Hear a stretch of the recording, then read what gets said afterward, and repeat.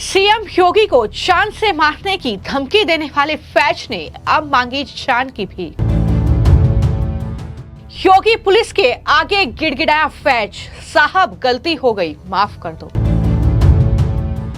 फैज ने महाकुंभ नहीं होने की दी थी धमकी, पुलिस ने निकाली हेकड़ी। महाकुंभ में पापी आएंगे, चंद्रशेखर आजाद के बयान पर भड़के साधु संत।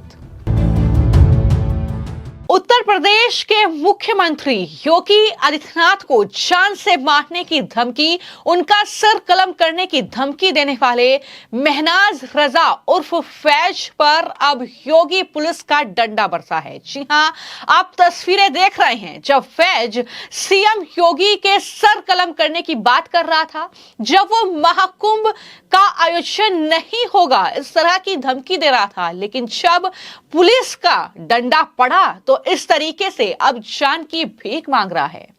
फैज अब घुटनों पर आ चुका है और कह रहा है, साहब माफ कर दीजिए, आगे ऐसा नहीं होगा। हर धर्म का वो सम्मान करता है। ये तमाम बातें इस महनाज रजा और फैज की तरफ से कही गई है। दरअसल बरेली का ये रहने वाला है और उसने सोशल मीडिया पर ये लिखा कि हम चैलेंज करते हैं कि महाकुंभ नहीं होने देंगे, चाहे कितने भी सर कलम करने पड़ जाएं। इस तरह की बातें फैज ने अपने सोशल मीडिया पर लिखी, लेकिन उसके बाद एक्स पर भी इस मामले की शिकायत जो है वो पुलिस तक पहुंची। पुलिस ने इस पूरे मामले की छानबीन की और 30 साल के महनाज और फैज को गिरफ्तार कर लिया। आरोपी ने शहर के प्रतिष्ठित स्कूल से पढ़ाई की है, बावजूद इसके उसके मंसूबे इस तरीके के खौफनाक हो सकते हैं, यह जाहिर तौर पर आश्चर्य की बात है। लेकिन मैं आपको जानकारी दे दूं कि महनाज रजा नाम की आईडी से सनातन धर्म, राम मंदिर, महाकुंभ पर अभद्र टिप्पणी की गई थी। साथ ही मुख्यमंत्री योगी आदित्यनाथ का सर कलम करने की धमकी दी गई थी। आरोपी ने राम मंदिर को लेकर लिखा था कि 2025 राम मंदिर का भी आखिरी साल है। आरोपी ने यह फेसबुक पर लिखा कि हिंदुओं, ये जो तुम्हारा महाकुंभ आ रहा है, हम मुसलमान चैलेंज करते हैं कि नहीं होने देंगे, चाहे कितने भी सर कलम करने पड़ जाएं। मुसलमानों जिहाद करो, ये 2025 राम मंदिर का आखिरी साल होगा।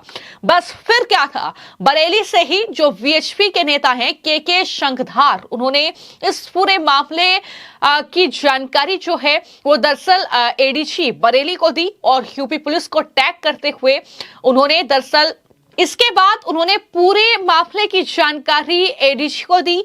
बरेली और यूपी पुलिस को अपने इस पोस्ट में टैग किया। उसके बाद पुलिस ने संज्ञान लिया, खुफिया विभाग अलर्ट हो गया, क्योंकि जिस तरीके से महाकुंभ को लेकर लगातार बयान सामने आए हैं, कोई कहता है कि यह वक्फ की जमीन है जिस पर महाकुंभ का आयोजन हो रहा है। हालांकि उसके बाद आपने सीएम योगी का जवाब भी सुना होगा। उन्होंने कहा कि जिस तरीके से यह धमकी दी जा रही है, दरअसल वो सतर्क हो जाएं, इस तरीके से बातें ना कहें, वरना इलाज जो है वो डेंटिंग पेंटिंग के साथ होगा। इस तरीके की बातें उनकी तरफ से कही गई हैं।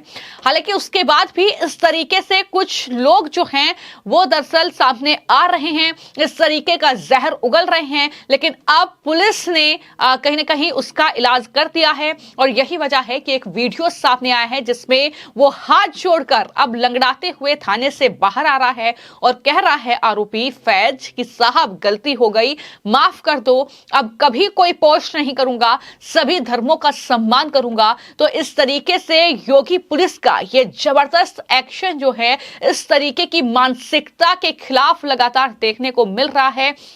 और महाकुंभ को लेकर जिस तरह की सियासत करने की कोशिश भी हो रही है, इस कड़ी में जो चंद्रशेखर आजाद का बयान सामने आया है, जिस तरीके से उन्होंने दरअसल ये कहा है कि पापी लोग ही महाकुंभ में आएंगे, इस पर अब साधु संतों का गुस्सा फूट पड़ा है।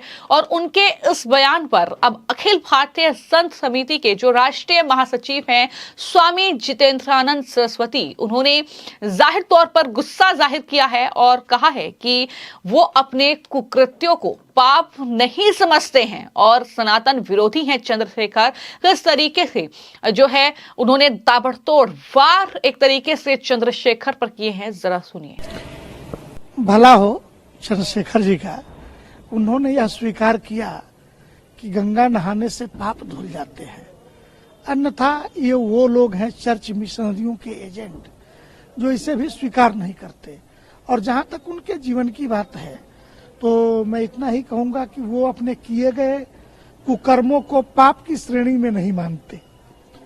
चाहे भारतीय संविधान के विरुद्ध किया गया उनका कुकर्म हो, चरित्र नैतिकता के विरुद्ध किया गया कुकर्म हो, असली बौद्ध कुंभ नहा रहे और नकली और फर्जी बौद्ध जो हैं पाप पुण्य की परिभाषा बताने में लगे हैं। दुर्भाग्य है चंद्रशेखर रावण जैसे लोगों का कि जब पवित्र गंगा बह रही हो, दुनिया के 127 देशों का सिख, हिंदू, बौद्ध, जैन जो सनातन हिंदू समाज का विराट समूह है, वो तीर्थराज प्रयाग में गंगा और यमुना, गंगा अगर ज्ञान की देवी है तो यमुना प्रेम की देवी है, और इन दोनों के बीच जो हमारे भक्ति प्रेम, इन दोनों के बीच में जो अदृश्य रूप से ज्ञान की देवी सरस्वती बहती है। सरस्वती का एक अर्थ सरस वृत्ति भी होता है कि हमारी वृत्ति कैसी है। तो ये रोज गाली गलौज करने वाले लोगों का जो स्वभाव है, अब चलिए भला है जो कल तक पाप पुण्य कुछ मानते नहीं थे आज पाप पुण्य को स्वीकार करने लगे, तो जिन्हें ये स्वीकार है कि जो गंगा नहाएगा वो पुण्य को प्राप्त करेगा, उसके पाप धुल जाएंगे, ये हमारे लिए। तो नगीना से सांसद चंद्रशेखर आजाद के इस बयान की चर्चा खूब हो रही है। महाकुंभ को लेकर जो उन्होंने कहा उस पर अब स्वामी अविमुक्तेश्वरानंद सरस्वती का बयान भी सामने आया है और उन्होंने ये कहा कि अगर वो खुद को निष्पापी समझते हैं तो वो हमें भी दर्शन दे। उनके बारे में तो शोध होना चाहिए कि आखिर किस तरीके से इस कलयुग में वो निष्पापी हो सकते हैं। क्या कुछ उन्होंने कहा है, जरा सुनिए। मतलब कुंभ में वही आया है जो पाप करता है, पाप किया है वही जाके नहाए। तो ऐसा कहने के पीछे उनका क्या उद्देश्य है कि यहाँ जो आए हुए हैं सब लोग पापी लोग हैं और जो नहीं आए हैं वो पुण्यात्मा लोग हैं, यही तात्पर्य। तो ये जो परिभाषा है ये विचार की चीज है। इसका मतलब है कि कुंभ में जो आया वो पापी और जो कुंभ में नहीं आया वो पुण्यात्मा। तो चंद्रशेखर जी आए हैं यहाँ कुंभ में कि नहीं आए? यहाँ आकर के वक्तव्य दिया है कि अपनी जगह पे रह कर? तो ठीक है, वो पुण्यात्मा होंगे। अगर पुण्यात्मा हो तो अच्छी बात है, हमें क्या बाधा है।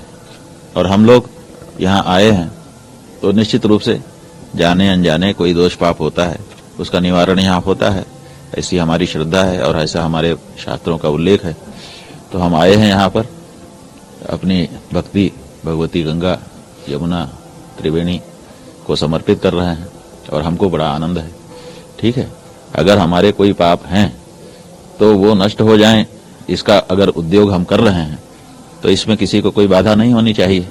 और जो ये मान रहे हैं कि वो तो उन्होंने तो कोई पाप किया ही नहीं, निष्पाप हैं, तो ऐसे निष्पापी व्यक्ति का तो बहुत आनंद, हम लोग तो दर्शन करना चाहेंगे।